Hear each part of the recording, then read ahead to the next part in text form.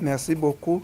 Et comme vous le savez, effectivement, Son Excellence est le premier ministre de la République du Burundi et président du Comité national d'orientation du recensement général de la population de l'habitat, de l'agriculture et de l'élevage vient de tenir une réunion à l'endroit des membres de cet organe qui est chargé de donner les orientations pour la réussite de cette opération statistique. Au menu des échanges, il y avait 2 points. D'abord, l'évaluation de la mission, de démarrage de la sensibilisation de la population par rapport à la conduite à tenir pendant le recensement proprement dit. Donc, la réunion a été organisée dans les 5 nouvelles provinces issues du nouveau découpage administratif.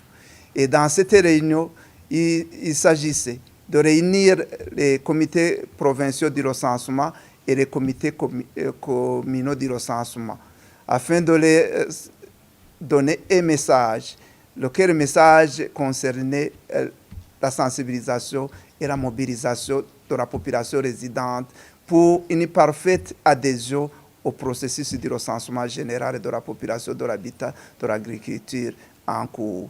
Il s'agissait aussi d'identifier des problèmes qui sont en train d'être vécus dans les centres de formation au niveau de ces provinces. Maintenant, au cours de cette réunion, il s'est avéré qu'il y avait des défis. Le premier défi, c'est que même les membres de ces comités provinciaux et communaux de recensement, certains d'entre eux n'étaient pas sensibilisés, ne connaissaient pas comment le recensement est organisé. Donc, il va falloir alors continuer à les sensibiliser, à les informer, afin qu'à leur tour, ils puissent relayer l'information auprès de la population qui se trouve dans les collines et les quartiers, pour les sensibiliser à une bonne adhésion, je l'avais déjà dit, au processus de recensement. L'autre défi qui a été relevé, c'est que effectivement, dans certains centres de formation, il n'y avait pas de connexion Internet. Au moment où, pendant le téléchargement de l'application mobile pour la collecte, les gens pouvaient faire des déplacements pour aller chercher là où la connexion Internet peut prendre pour faire le téléchargement. Et je pense que c'était les 2 grands défis qui ont été relevés pendant les réunions. Mais les réunions qui ont été organisées ne visaient que lancer la campagne de sensibilisation et de mobilisation de la population pour une bonne adhésion au processus du recensement. Et le deuxième point, c'était par rapport à l'échange, par rapport à l'état d'avancement. Donc, je tiens à vous dire qu'en ce moment où le Sénat vient de tenir cette réunion, donc les agents recenseurs ont été formés.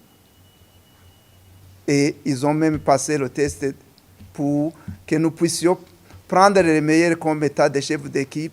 Les autres seront des agents recenseurs et les autres seront des réservistes qui pourront intervenir en cas d'empêchement d'un agent recenseur ou bien des chefs de district pour des raisons diverses. Et la formation est presque terminée. Les agents recenseurs qui seront retenus vont commencer à passer dans les ménages pour faire une reconnaissance de les zones de dénombrement et entamer la numérotation des ménages correspondant à les zones de dénombrement les 23 et les 24 de ce mois d'août. Le 25 août, c'est là ils vont commencer la collecte proprement dite des données de dénombrement.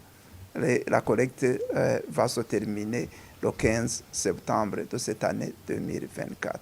Pour créer une adhésion massive, considérant que les observations du déclin devaient être formées à l'endroit de la population et aussi à l'endroit des administratifs. Oui, merci. Ce qui est demandé à l'administration Et d'ailleurs, je voudrais souligner que le Sénat vient encore de prendre une autre décision qui va encore réunir les membres des comités provinciaux et des comités communaux de recensement. Cette fois-ci, dans les anciennes provinces, pour faire une évaluation de cette campagne de sensibilisation et de mobilisation de la population, pour encore insister sur leur mission, qui est la mission de sensibiliser les populations pour une adhésion parfaite au dénombrement en cours. Et à la population, c'est le même mot d'ordre que nous lançons.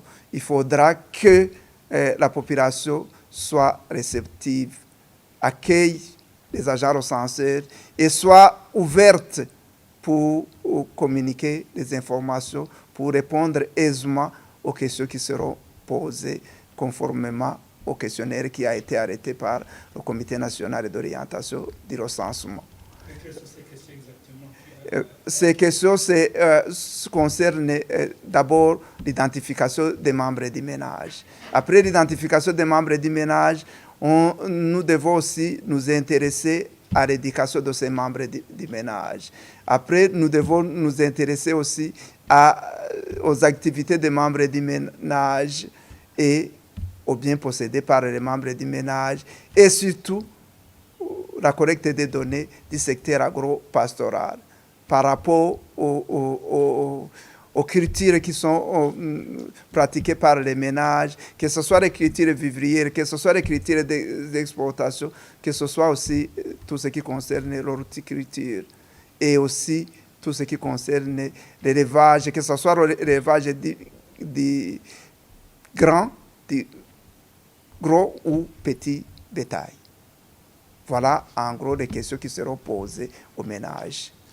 Maintenant, je voudrais dire une décision qui a été déjà prise par le gouvernement, c'est que pendant le recensement, aucune autre opération statistique, c'est-à-dire une enquête auprès des ménages, n'est autorisée. Donc, que les gens le sachent, c'est uniquement les enquêtes auprès des ménages qui ne sont pas autorisées. Parce que ces enquêtes ont comme unité statistique les ménages dans lesquels les agents recenseurs seront en train de travailler.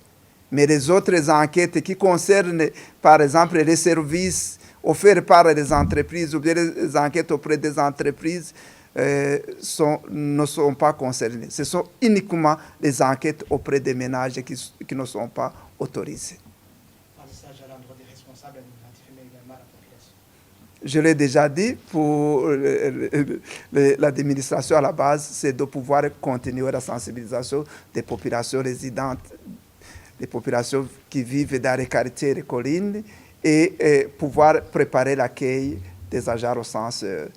Au niveau de la population, c'est que la population doit savoir que l'opération statistique, le recensement est d'abord une opération de souveraineté nationale, et une opération qui permet la collecte des données qui vont pouvoir guider la prise de décision et tout ce qui concerne la planification et le suivi et l'évaluation.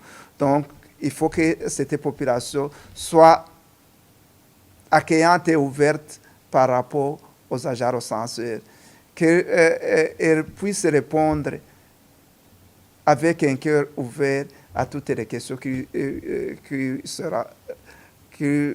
seront posées.